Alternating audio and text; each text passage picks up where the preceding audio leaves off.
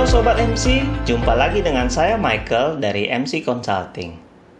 Kemudian setelah kita melihat ketentuan terkait faktur pajak, nah saat penyerahan BKP atau JKP, maka kita lihat dulu nih penyerahan BKP sifatnya seperti apa. Kalau dia BKP berwujud, nah hukum berupa barangnya itu apa?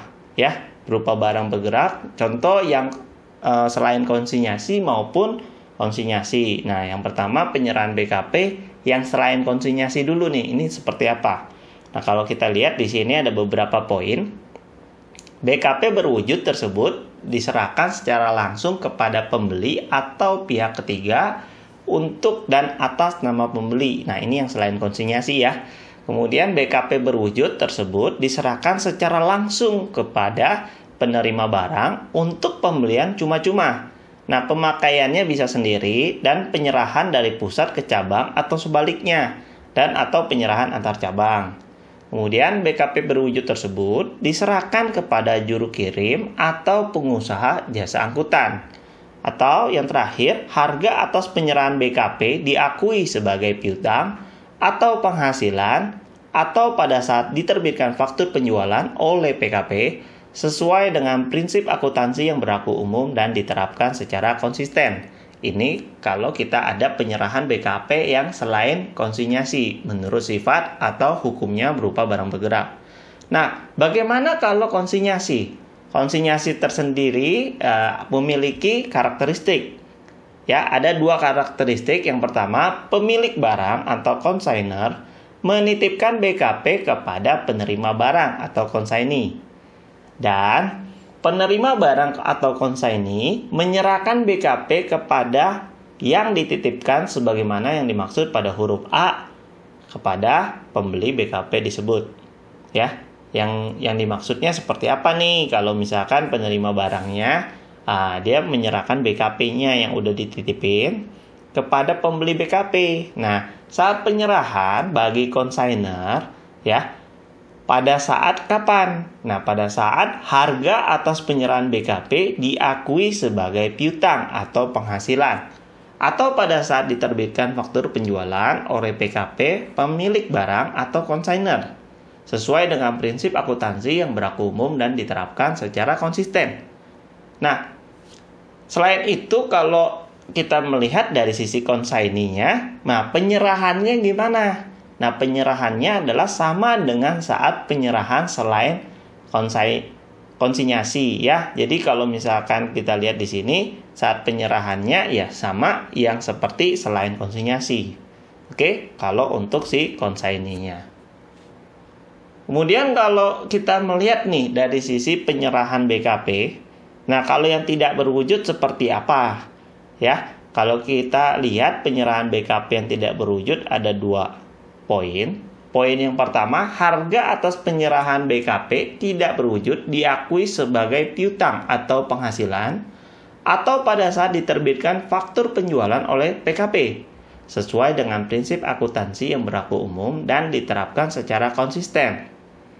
Atau kontrak atas perjanjian ditandatangani atau saat mulai terjadinya fasilitas atau kemudahan untuk dipakai secara nyata sebagian atau seluruhnya dalam hal saat sebagaimana dimaksud angka 1 tidak diketahui. Oke?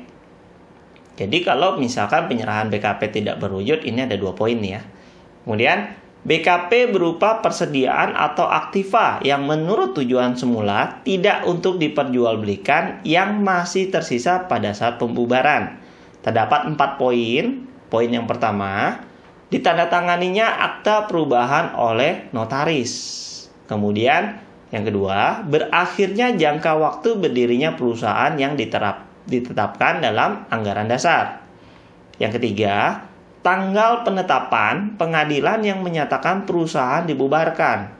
Atau yang terakhir, poin keempat, diketahuinya bahwa perusahaan tersebut nyata-nyata sudah tidak melakukan kegiatan usaha atau sudah dibubarkan berdasarkan hasil pemeriksaan atau berdasarkan data atau dokumen yang ada. Oke, jika ini BKP yang persediaan aktiva menurut tujuan semula tidak diperjualbelikan yang masih tersisa pada saat pembubaran. Selain itu, penyerahan BKP berwujud yang menurut sifat atau hukumnya berupa barang tidak bergerak. Oke. Nah, penyerahan hak untuk menggunakan atau menguasai BKP berwujud tersebut secara hukum atau secara nyata kepada pihak pembeli. Jadi kalau misalkan penyerahan BKP berwujud yang menurut sifatnya, ini kita akan lihat nih penyerahan haknya ini menggunakan atau menguasai BKP berwujud tersebut secara hukum atau secara nyata kepada pihak pembeli. Oke. Selain itu ada yang terbaru juga adalah in-bank. Nah, in-bank di sini adalah pengalihan BKP dalam rangka penggabungan, peleburan, pemekaran, pemecahan, dan pengambilan usaha serta pengalihan BKP untuk tujuan setoran modal pengganti saham yang tidak memenuhi ketentuan pasal 1A ayat 2 huruf D Undang-Undang PPN atau perubahan bentuk usaha. Di mana ada 4 poin ya. Di sini poin yang pertama disepakati atau ditetapkannya penggabungan, peleburan, pemekaran, pemecahan, pengambilan usaha atau perubahan bentuk usaha sesuai hasil RUPS yang tertuang dalam perjanjian, penggabungan peruburan, pemekaran, pemecahan, pengambilan usaha, atau perubahan bentuk usaha. Dan yang kedua, ditandatanganinya akta mengenai penggabungan, peleburan, pemekaran, pemecahan, atau pengambilan usaha atau perubahan bentuk usaha oleh notaris. Dan yang ketiga, disepakati atau ditetapkannya pengalihan BKP untuk tujuan setoran modal, pengganti saham yang tertuang dalam perjanjian pengalihan BKP untuk tujuan setoran modal. Dan yang terakhir, ditandatanganinya akta mengenai pengalihan BKP untuk tujuan setoran modal pengganti saham oleh notaris. Oke, apa aja sih pengalihan BKP ya? Dalam hal ini ya bisa tanah, bisa bangunan, ataupun aktiva tetap lainnya ya. Jadi kita harus lihat bahwa ini setoran yang mengganti saham, tapi setoran modal ya. Oke. Nah, ini pada saat penyerahan BKP-nya. Nah, selain BKP tentu ada penyerahan JKP. Nah, penyerahan JKP kita lihat di sini ada beberapa poin, yaitu poin huruf A, harga atas penyerahan JKP diakui sebagai piutang atau penghasilan atau pada saat diterbitkan faktur penjualan oleh PKP sesuai dengan prinsip akuntansi yang berlaku umum dan ditetapkan secara konsisten. B. Kontrak atau perjanjian ditandatangani dalam hal saat sebagaimana dimaksud huruf A tidak diketahui, atau mulai terjadinya fasilitas atau kemudahan untuk dipakai secara nyata baik sebagian atau seluruhnya dalam hal pemberian cuma-cuma atau pemakaian sendiri JKP. Oke, itu adalah pada saat penyerahan JKP-nya. Yang ketiga, kita lihat di sini ada ekspor BKP berwujud. Kapan sih penyerahannya? Nah, saat BKP dikeluarkan dari daerah pabean. Kemudian jika ekspor BKP tidak berwujud, nah saat penggantian atas BKP tidak berwujud yang diekspor tersebut dicatat atau diakui sebagai piutang atau penghasilan. Sedangkan yang kelima, ekspor JKP saat penggantian atas jasa yang diekspor tersebut dicatat atau diakui sebagai piutang atau penghasilan. Nah, ketentuan ini diatur pada pasal 17 ayat 3 PP nomor 1 tahun 2012. Nah, tadi kita sudah bicara mengenai faktur pajak gabungan. Nah, faktur pajak gabungan itu sendiri seperti apa ketentuannya? Kita ngelihat bahwa faktur pajak yang meliputi seluruh penyerahan nih yang dilakukan oleh pembeli BKP atau penerima JKP yang sama dalam 1 bulan kalender.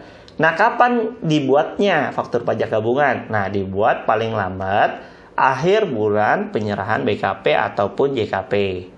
Nah, faktur pajak biasanya bisa dikreditkan ya 3 bulan. Tapi jika faktur pajak lewat atau lebih dari 3 bulan, maka ada beberapa ketentuan. Yang pertama, faktur pajak yang dibuat setelah melampaui atau melewati jangka waktu 3 bulan sejak saat faktur pajak seharusnya dibuat tidak diperlakukan sebagai faktur pajak. Ingat ya, jangka waktunya ada diatur secara jelas. Kemudian PKP penjual dianggap tidak membuat faktur pajak dan dikenai sanksi sesuai dengan ketentuan.